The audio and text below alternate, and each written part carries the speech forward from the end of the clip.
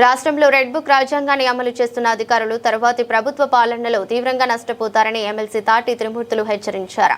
అధికారం ఏ పార్టీకి శాశ్వతం కాదని, అధికారులు మాత్రం 35 సంవత్సరాల పాటు సర్వీసులో కొనసాగాల్సి ఉందని ఆయన గుర్తు చేశారు. అంబేద్కర్ రచించిన రాజ్యాంగాన్ని పక్కన పెట్టి ప్రస్తుతం కొందరు అధికారులు రెడ్ బుక్ రాజ్యాంగాన్ని అమలు చేస్తున్నారని ఆందోళన వ్యక్తం చేశారు.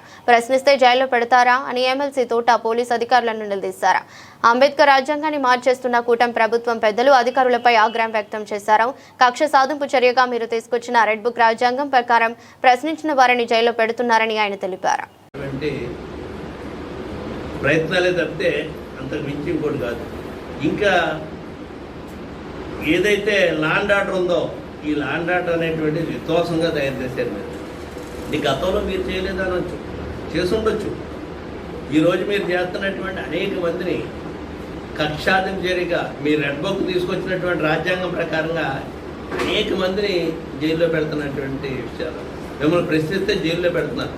ఈవేళ సోషల్ మీడియాలో పోస్ట్ పెట్టారని చెప్పేసి అనంతపురంలో ఎవరో ఉన్నటువంటి వ్యక్తిని మెండపేటలో అరెస్ట్ చేశారు. ఈరోజు చెప్తున్నాను నేను, మెండపేటలో అరెస్ట్ చేసి అప్పుడే 4 రోజులు 2 నెలలు అయితే బెయిల్ తీసుకుని ఈవేళ బెయిల్ మీద బయటకు వస్తున్నటువంటి పరిస్థితి.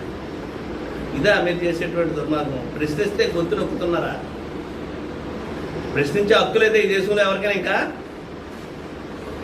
అంబేద్కర్ రాజ్యాంగాన్ని కోరుకుంటున్నారు తప్పితే ఎవరైనా మీరు రెడ్ బుక్ రాజ్యాంగం కాదు. ఇదిగో మీరు వేసినటువంటి ఎఫ్ఐఆర్ కాపీ, ఈ ఎఫ్ఐఆర్ తెప్పించాం ఈ అనంతపురంలో అరెస్ట్ చేసినటువంటి అతనికి. కారణం ఏంటంటే అతనికి ఈ ప్రభుత్వ పరిపాలనా విధానం మీద వ్యతిరేకంగా పోస్ట్ పెట్టాడు. అది పెద్ద నేరమా? ఈ దేశంలో అంబేద్కర్ తీసుకొచ్చినటువంటి రాజ్యాంగం ప్రకారంగా మాకు ప్రశ్నించే హక్కు లేదా, అర్హత లేదా? అంటే అధికారం ఎప్పుడూ మీ దగ్గరే ఉంటుందని మాత్రం అనుకోకండి. నిన్న కాక మొన్న అంబటి రాంబాబుని అరెస్ట్ చేశారు, జోగి రమేష్ ఇంటి తగలబెట్టారు, అంబటి రాంబాబుని తగలబెట్టారు, అంటించారు.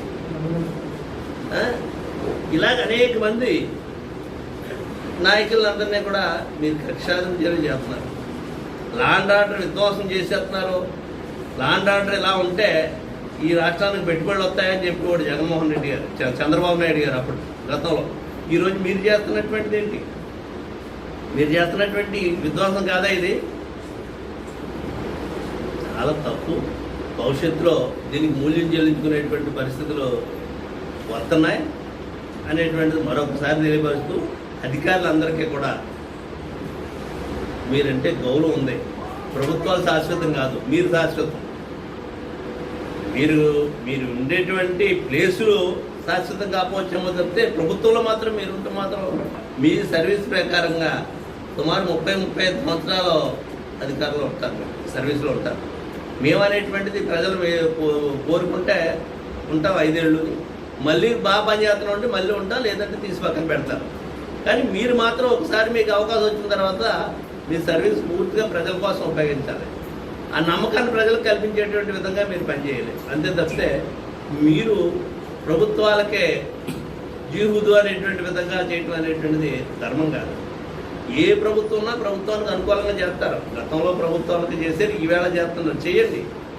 కానీ మీ మనస్సు చంపుకుని మీ టోపీలో పక్కన పెట్టి మీ తల ఉంచుకునేటువంటి విధంగా మాత్రం పనిచేయద్దు అనేటువంటి ఈ రాష్ట్రంలో ఉన్నటువంటి ప్రభుత్వ అధికారులందరినీ కూడా నేను కోరుతున్నాను.